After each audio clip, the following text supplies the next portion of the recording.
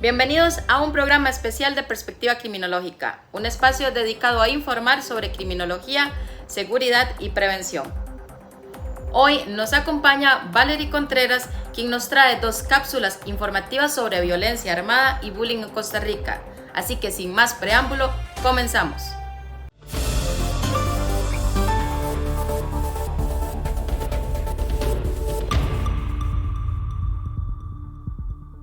Una mujer fue detenida en Guásimo Limón tras una riña mortal ocurrida frente a una escuela en el sector de La Guaira. Según confirmó el OIJ, la víctima, identificada con los apellidos González, falleció tras recibir una puñalada en el pecho. El hecho habría tenido su origen en una discusión relacionada con un supuesto caso de bullying entre los hijos de ambas mujeres, lo cual llegó a escalar hasta el violento enfrentamiento. Este hecho vuelve a poner sobre la mesa las diferentes manifestaciones de violencia que lamentablemente están afectando a nuestro país en este momento y, a su vez, es un llamado a la urgente necesidad de atender los conflictos escolares antes de que estos trasciendan los muros de las aulas. Desde la criminología, el abordaje del bullying requiere una respuesta integral, desde la prevención temprana, protocolos claros y educación emocional y convivencia para evitar las diferencias que se transformen en violencia. Invitamos a Jorge Gutiérrez de la organización Educando 506 para obtener su opinión experta sobre este hecho. Desde la perspectiva de la criminología debemos de entender que hechos lamentables como que se presentó en Guásimo de Limón a causa de una situación de acoso escolar o bullying, donde se ve el aumento de la tolerancia hacia la violencia y también una debilidad de los mecanismos comunitarios para la resolución pacífica de conflictos. Esto quiere decir o se interpreta desde el aspecto de la criminología en 3 niveles: el nivel micro, el nivel institucional y el nivel macro, social y cultural, donde a nivel micro está el individuo y la familia internalizando la violencia como una respuesta aprendida y cotidiana hacia cualquier tipo de situación. A nivel institucional, existe una falla en la detección temprana de situaciones de acoso escolar y hay una ausencia de la mediación efectiva por parte de los centros educativos. A nivel macro, debemos de entender que el hecho refleja una normalización de la violencia de la sociedad, donde el diálogo y la gestión pacífica de las diferencias se ven desplazadas por las reacciones impulsivas.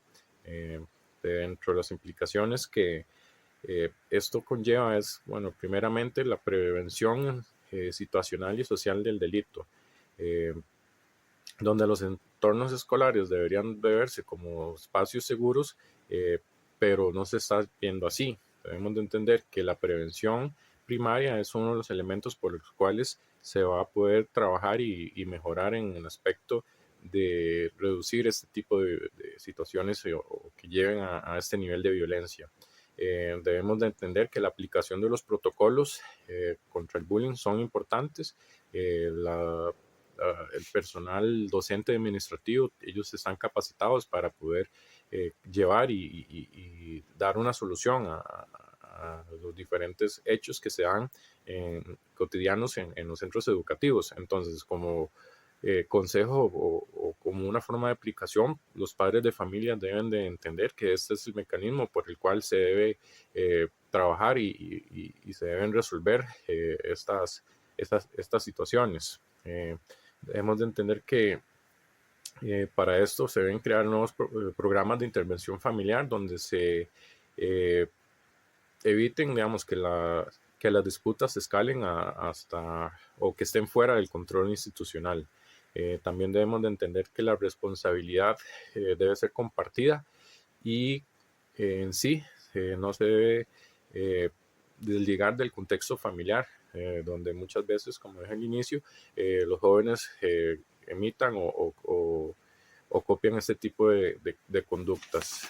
Para eso, digamos, debemos de entender que esta tragedia es una respuesta al descontrol y es una llamada de atención a nivel social, donde se debe entender que los conflictos escolares pueden degenerar en conflictos o en delitos ya graves, y que debe haber una responsabilidad institucional y social para poder resolver este tipo de situaciones.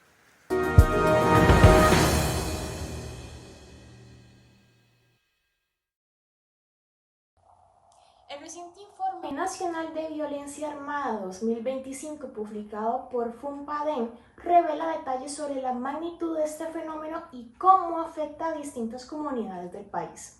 Según el informe, la violencia con armas de fuego está concentrada en ciertas zonas urbanas y periurbanas, donde la presencia del crimen organizado y la pobreza estructural incrementan el riesgo de hechos violentos, siendo las personas menores de edad uno de los grupos más afectados.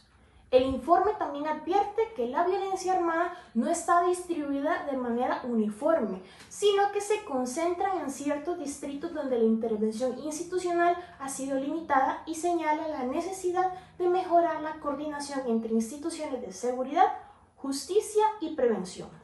Contactamos con Magda Aponte, psicóloga con formación policial, para conocer su criterio sobre estos datos. Buenas tardes para todas las personas que van a observar este video. El día de hoy vamos a hablar de violencia armada. La violencia armada es un flagelo que lamentablemente está presente en la sociedad costarricense, lamentablemente está presente en el ámbito internacional. Cuando hablamos de violencia armada siempre estamos pensando como en un tema que está siendo o va de la mano del uso de un arma de fuego, pero no siempre es así. La violencia armada también es el uso indebido de un discurso de odio, en donde se incentiva a un grupo de personas para que hagan el uso de armas. Es como un juego de palabras, pero es parte de lo que sí se da dentro del marco de la violencia armada entre personas que puedan estar disputando un fin común. La violencia armada, como se podría definir, es un uso intencional de la fuerza física para causar un daño. ¿Qué tipo de daño? Bueno, daños físicos, daños psicológicos, daños psicosociales. Cuando hablamos de daños psicosociales es porque ya no estamos hablando de un sujeto a donde va dirigido el ataque, sino que cuando hablamos de daños psicosociales es porque ya estamos hablando que se involucra una comunidad, se involucra un país, se involucra un continente incluso una cultura, una religión y demás.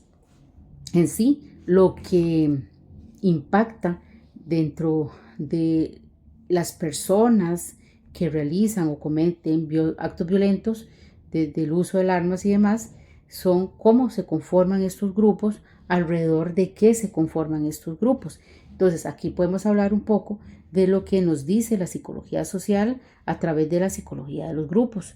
Las personas siempre van a agruparse, siempre van a hacer una cohesión grupal cuando gira en torno de una ideología, una cultura, en donde aparece un líder que es el que los va a reunir. Esta persona, este líder, esta ideología va a generar comportamientos que son los que van a incentivar, a motivar que se den actos de violencia armada. Violencia armada, ya ahora podemos hablar no solo del simple puñal, el simple revólver, ahora vemos hasta armas de guerra que se han sido usadas incluso en actos de sicariato en Costa Rica. Y lamentablemente, y lo más reciente del uso de la violencia armada son las amenazas que se han dado con el tema de las granadas de fragmentación. ¿Qué genera esto? Bueno, esto genera un sentimiento de inseguridad muy grande en las personas, genera ansiedad, genera actos de donde nosotros vamos a cometer, vamos a ser siempre más reactivos, va a generar que yo, persona, no salga de mi casa, voy a promover más lo que es el aislamiento social, voy a promover el aislamiento incluso de realizar actividades recreativas porque ya esto me genera un riesgo. Entonces, ¿cuál es el llamado? No viralicemos los discursos de odio, no viralicemos videos que incentiven a la violencia armada en nuestro país. Muchas gracias.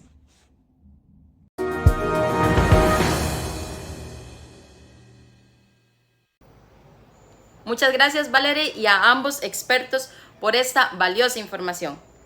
Desde Perspectiva Criminológica estamos comprometidos con generar aportes valiosos para prevenir la violencia desde edades tempranas. Y es por ese motivo que me complace anunciar a Dayana Barahona, quien recientemente se ha unido a nuestro equipo con su sección Aula Abierta y que nos trae a continuación un breve análisis sobre la problemática actual de nuestros niños, niñas y adolescentes. Entre el 2021 y 2024, 245 adolescentes recibieron condenas por homicidios o intentos de homicidio, una tendencia en crecimiento que se ha visto reflejada en otros reportes como el estado de la justicia. Datos de la Fiscalía Penal Juvenil reportan al menos 1.000 denuncias anuales por hechos graves, incluyendo homicidios y lesiones con armas. Casos de violencia dentro de los centros educativos ocurridos en los últimos meses son señales claras del deterioro social en el que están desarrollándose las personas jóvenes. El crimen organizado se aprovecha de esta problemática reclutando menores de edad, los que ve como mano de obra barata y fácilmente reemplazable. Algunos factores que inciden en esto son la deserción escolar y recortes en educación que dejan a los jóvenes sin alternativas ni oportunidades, así como entornos de pobreza y marginalidad, donde el delito aparece como una salida rápida. Un abordaje efectivo requiere fortalecer la prevención temprana, ampliar programas de permanencia escolar, inversión en becas y tutorías en comunidades de alto riesgo, y reforzar la educación técnica para ofrecer alternativas reales frente al reclutamiento criminal. Además, es clave ampliar la cobertura de atención psicológica y trabajo social en colegios, articulando esfuerzos entre el PANI, el MEP y el Ministerio de Justicia para detectar y atender a tiempo a las personas jóvenes en situación de riesgo. Por otro lado, Costa Rica necesita estrategias comunitarias de seguridad que integren a municipalidades, fuerza pública y organizaciones sociales, espacios seguros para el deporte, la cultura y el emprendimiento juvenil han demostrado reducir la violencia en contextos similares. Si estas acciones se acompañan de una política firme contra el crimen organizado que corta las cadenas de reclutamiento y financiamiento, será posible disminuir la participación de personas menores de edad en delitos contra la vida y recuperar la confianza en nuestras comunidades. De esta forma concluimos nuestro programa especial de Perspectiva Criminológica. Estaremos regresando a partir del 2026 con un nuevo formato para seguirles informando de manera seria y responsable sobre criminología, seguridad y prevención.